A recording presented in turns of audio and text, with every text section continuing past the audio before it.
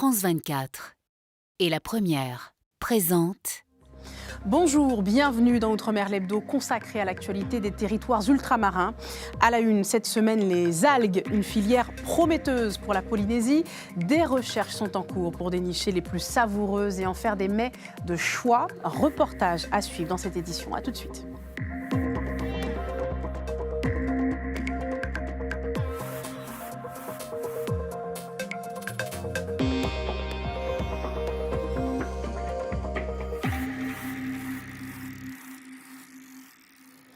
Mais d'abord, c'était l'un des vols les plus importants de l'année pour l'Europe spatiale. Un vol historique même qui s'était lancé depuis Kourou jeudi. Ariane 6 a montré ainsi sa capacité à mettre sur orbite des charges utiles lourdes, puisqu'elle transportait pas moins de 32 satellites pour Amazon. Le détail, Jean-Marc Dabreu.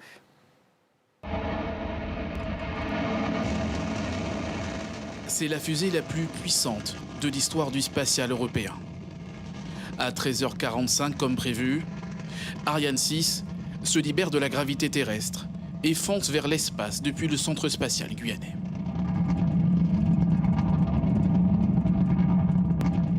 Ariane 64 est dotée de 5 propulseurs, 4 boosters et un moteur principal de dernière génération.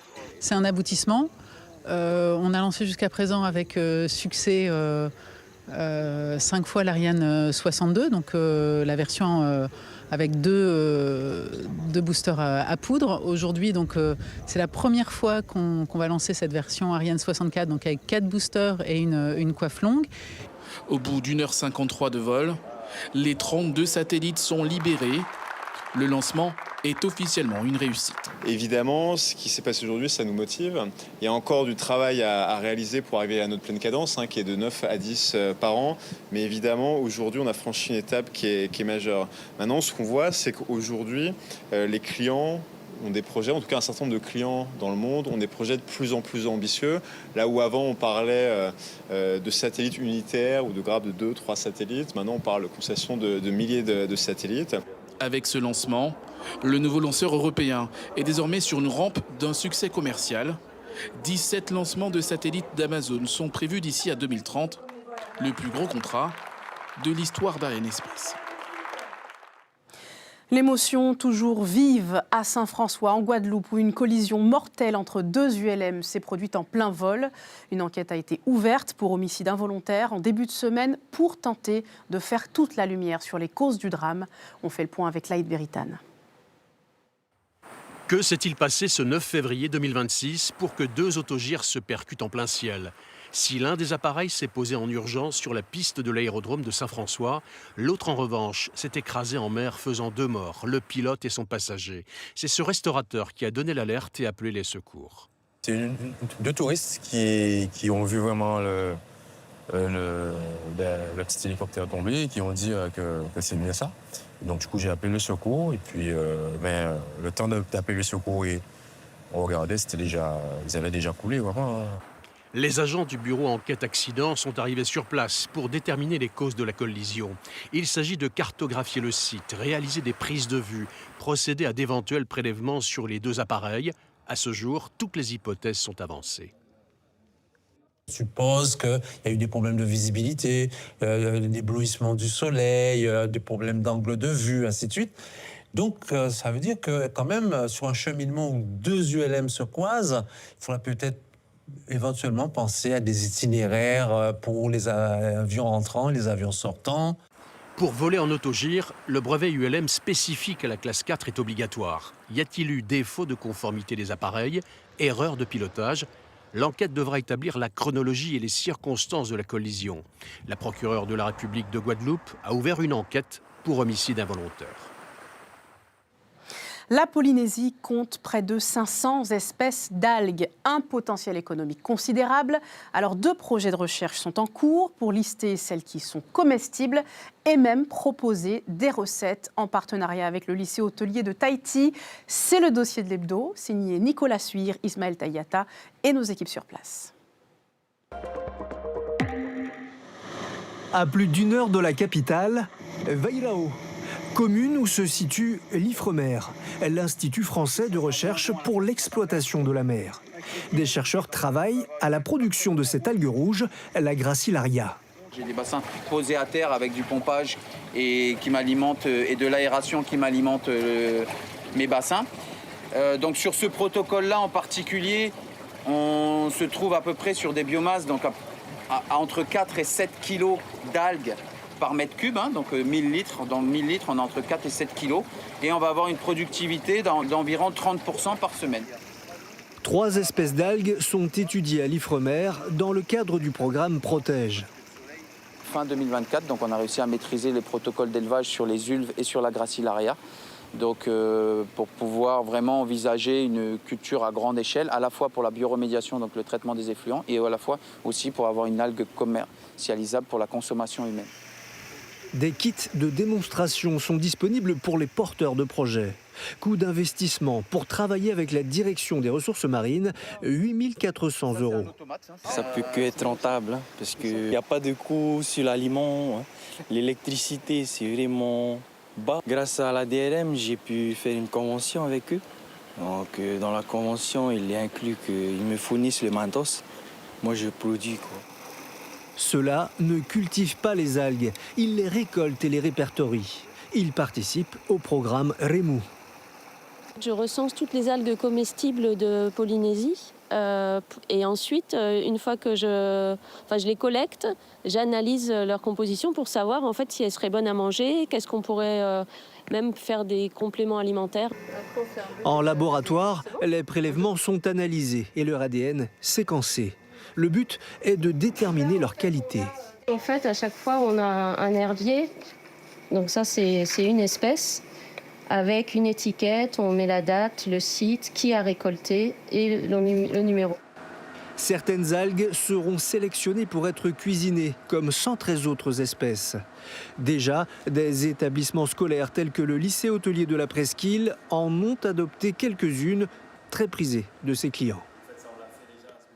C'est la solution toute trouvée pour revégétaliser et en quelque sorte nourrir Mayotte, planter des arbres à pin.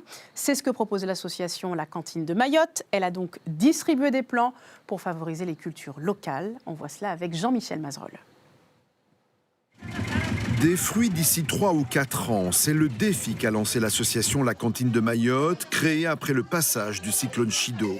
Mercredi, les bénévoles ont remis plusieurs dizaines de plants d'arbres à pin à une trentaine d'agriculteurs et d'amateurs d'agriculture vivrière de Amanjago, au nord de l'archipel.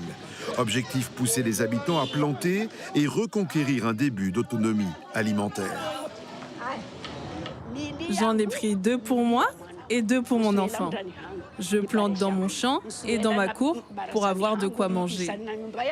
Avec ces plants de fruits à pain, on verra les bénéfices plus tard et on pourra manger d'autres choses. Là, on le replante pour pouvoir remettre le champ comme auparavant. Au-delà de revégétaliser le territoire qui a perdu jusqu'à 80% de ses feuillus, cette invitation à replanter des arbres à pin permettra aux Mahorais de pouvoir récolter des fruits durant 8 mois de l'année.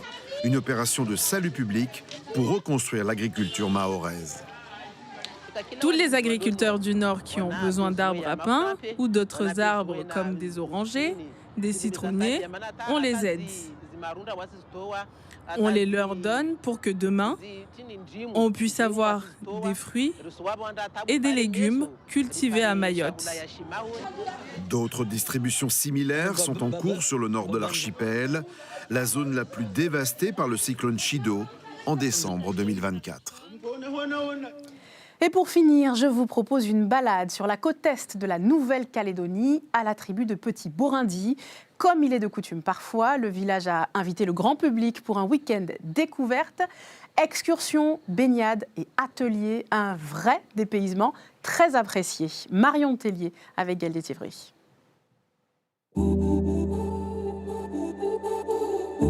À 1h30 de voiture de Tchio, niché entre mer et montagne, un lieu qui se mérite. Petit Borindi, la dernière tribu avant la côte oubliée. Ce week-end, le site quitte sa quiétude habituelle et s'anime au rythme des activités proposées aux visiteurs, comme l'atelier tressage supervisé par Mamie Georgette. Je vais la tâter pour ne pas... Clara, les pharmaciennes. Elle a bien, comme ça, pour pouvoir l'ajuster. Vous avez compris? Je suis une mamie. Franc-parler assumé et sens de la plaisanterie bien affûté. Pour Clara et Flavie, tout droit venues de Dumbéa, la leçon fait mouche, ou presque. C'est pas facile. On a souvent perdu, en vrai. La moitié, c'est pas moi qui l'ai fait. Pas question pour autant de baisser les bras. Le repas de midi en dépend. Il faut que tu aies ton assiette. Et tu vas te servir. Et tu choisis ce que tu veux dans les marmites. Place justement à la préparation du déjeuner. L'atelier culinaire, ce sera du bénitier carré coco avec les feuilles de marguerite du bord de mer. Les deux visiteuses sont initiées à la découpe du bénitier fraîchement pêché. C'est quoi ça? Je sais pas. Alors on va dire que c'est la crème du bénitier. Ok. Voilà. Et ça c'est bon ça. Nous, ça nous fait plaisir de partager ce moment avec les gens qui viennent de loin. Et puis, on est un peu à la côte oubliée et ça nous fait plaisir d'accueillir les gens pour venir voir comment on vit à Petit-Burundi. Pour le départ, en excursion en bateau dans la rivière de la Nîmes avec le capitaine Fabiano. Mais je vous montre la côte oubliée. Il n'y a pas de maison, il n'y a rien, il n'y a personne qui y habite. Voilà, c'est loin de tout. Les visiteurs découvrent pour la première fois une portion de la côte. Les paysages défilent jusqu'à l'embouchure de la Nîmes où le temps semble suspendu. C'est magique. Ça donne des sensations superbes.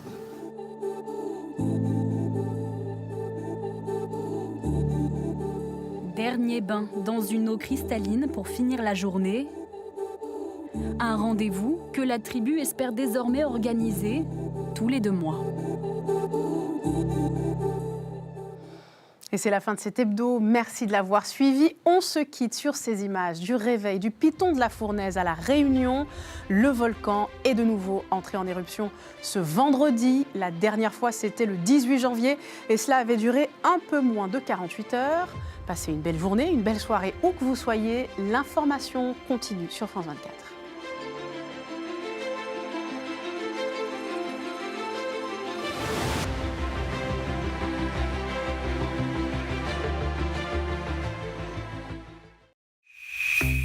Pour être connecté à l'actu, rejoignez le WhatsApp de France 24. Pour tout voir, tout savoir, à tout moment. France 24 est le premier média francophone sur WhatsApp et compte plus de 5 millions d'abonnés. Aux 4 coins du monde, restez en contact avec l'actu grâce au WhatsApp de France 24.